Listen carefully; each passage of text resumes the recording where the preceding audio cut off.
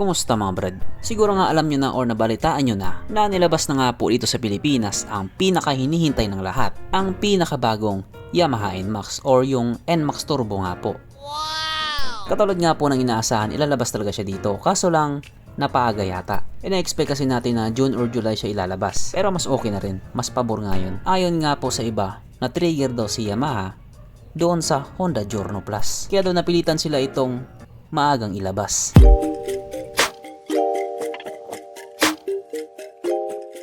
Pero syempre bago tayo magpatuloy, kung bago ka pa lamang napadpad dito sa aking walang kwentang channel, huwag ka na mag-subscribe. So yun na nga.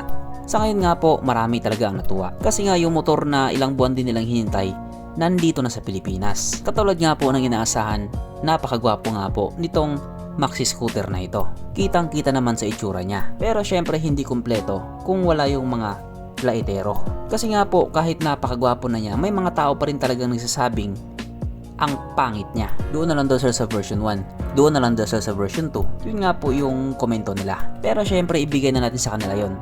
Komento nila yun eh. Sa biglaang paglabas nga po nitong motor na ito, marami na naman ang utak na nagulo. Maswerte yung mga walang utak. Kasi nga po, hirap na silang pumili kung alin nga ba yung motor na pipiliin nila kasi nga sobrang dami na ng motor na lumabas tapos biglang lumabas pa to. Mas lalo pang nagkagulo. Hindi na naman sila makakatulog na ilang gabi. Yung iba naman hinabaan lang nila yung pasensya nila. Gustong gusto nila itong motor na ito pero mas gusto nila na may mauna. Gusto nila na may mauna mo nang bumili. Para kung sakali daw nagkaletse-letse, hindi sayang ang pera. Kung sa bagay may punto nga din naman sila. Kasi kung sakaling ikaw yung nauna tapos nagkaroon ng problema, yari talaga. Sayang ang tattoo. Pero syempre alam naman natin kung gaano katibay or gaano ka-quality itong Yamaha. Hindi naman siguro sila papayag na magkaroon sila ng problema. Kaya doon nga po sa mga taong nag-aalala, huwag na kayong mag-alala. Kasi hindi naman agad-agad yan magkakaproblema. Doon sa kamuting ahente, doon ka mag-alala. Kasi doon ka magkakaproblema. Kaya dahil dyan, pag-usapan na lang natin kung ano bang meron sa motor na ito at kung gaano nga ba talaga siya kaganda. So ito nga po ang Yamaha NMAX 2025 model or tinatawag nga po nilang NMAX Turbo na mayroong 155 cubic centimeter engine displacement, 4-stroke single cylinder, single overhead cam with 4 valves, powered by Blue-Core technology, ng ibig nga pong sabihin mas pinalakas na makina at the same time mas pinatipid din sa gasolina. Fuel injected at syempre ito po ay naka-liquid cooled. Kaya hindi po siya panis sa Honda Click 125. Ang kanyang operation ratio 11.6:1. Pagdating naman po sa kanyang power, ito po ay mayroong 15.2 horsepower at 8,000 RPM, 14.2 Nm of torque at 6,500 RPM. Pero dahil nga po kalalabas pa lamang sa motor na ito, wala pa po tayong idea pagdating sa kanyang top speed. Pero dahil nga po nandito na yan, panigurado mabilis na yan. Ang kanyang tangke ay kaya magkarga ng 7.1 liters fuel tank capacity na kumukonsumo naman na po ng 45 kilometers per liter. So para nga po sa isang 155cc na maxi scooter, matipid na po yun. Ang sukat ng kanyang gulong 110/70/13 sa harap at 130/70/13 naman sa likuran. Syempre paras na nga po itong naka-tubeless. Pagdating naman po sa kanyang braking system, ito po ay naka-disc brake sa harap at disc brake din po sa likuran. At pares nga din po itong may ABS. Pero hindi naman po sa lahat ng pagkakataon porkit naka-ABS yung motor mo, ligtas ka na. Kasi kahit nga po naka-ABS pati mukha mo, kung tanga ka naman, semplang ka pa din. Ang kanyang seat height ay may taas na 770mm at 135mm naman ang kanyang ground clearance. At ang motor nga po na ito ay may kabuuang bigat na 130 doon sa standard at 135 kg naman para doon sa TechMax. Dalawang variant pa lang po yung nilabas nila. Mapunta naman po tayo sa iba pa niya mga features. So ang ilaw nga po sa motor na ito, naka full LED na po. Unlike nga po doon sa previous model, itong headlight nga po niya para na siyang sumingkit. Bago na nga po yung headlight niya. Pero sabi naman ng iba, nagmukha daw motor star. Yan nga po yung isa sa mga dahilan kung bakit sinasabi nila na pangit daw. Tulad nga ng sabi ko kanina, opinion nila yon. Ibigay na natin sa kanila yon kasi for sure naman hindi sila bibili. Kasi wala silang pambili. Isa na ako dun. Ang kanyang gauge panel, syempre ito po ay naka-TFT display na. At maganda nga din po yung pagkakagawa nila. Syempre andyan pa rin yung kanyang smart key system. Nakakilis po ito.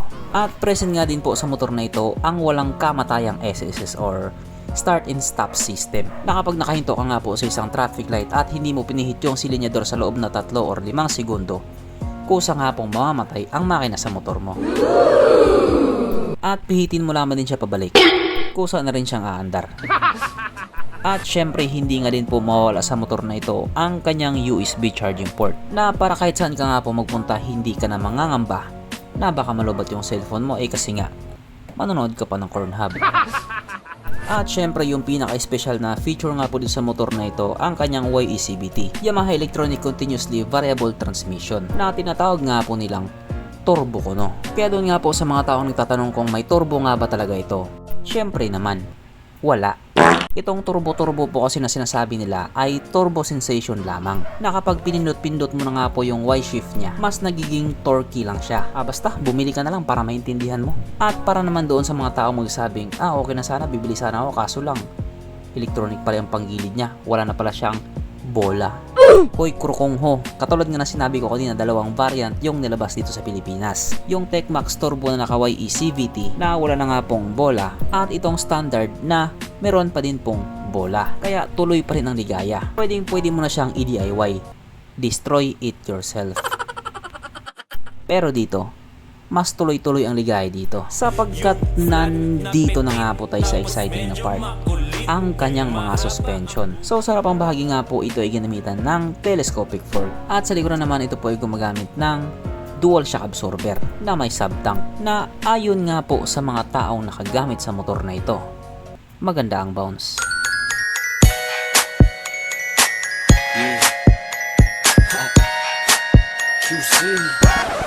Syempre, meron pang isa.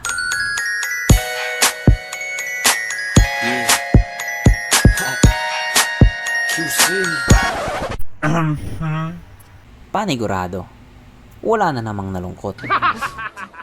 At dahil wala nga pong nalungkot, alamin na po natin kung present nga ba sa motor na ito yung tatlong pinaka-importanting features. So, una na nga po dito ang kanyang lagayan ng istalyon, at good news mga brad, meron siyang ganon. Meron siyang lagayan ng istalyon. Kaso lang, wala pa din po siyang sabitan ng pulutan. At oras na nga po para sa ating Red Horse Check, ang pinaka-importanting feature sa isang motor. At ayon nga po sa aking masusing pag-aanalisa, ang motor na ito ay kayang magkarga ng isang kahong Red Horse, at kasya pa isang kahon sa kanyang underseat compartment.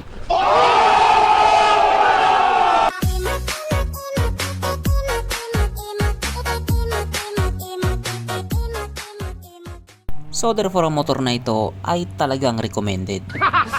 At regarding naman po sa kanyang presyo, yung standard nga po ay nagkakalaga ng 155,900 pesos. Samantala yung Techmax Turbo naman ay nagkakalaga ng 175,900 pesos. So mas mura po yung standard kesa doon sa Techmax Turbo. May mga tao nga pong nagsasabing mahal or overpriced, at may mga tao din namang nagsasabing okay lang yung presyo niya. So kung ikaw tatanungin, Brad, ba't ka pa tatanungin? Kung may pambili ka, bumili ka na, kasi sa ngayon nga po limited pa lang siya, at panigurado magtatago na naman ng unit yung mga kamoteng ahente. So hanggang dito na lang muna mga brad. Kung may gustong sabihin or gustong idagdag doon sa mga sinabi ko, mag-comment ka na lamang sa baba. Okay, bye.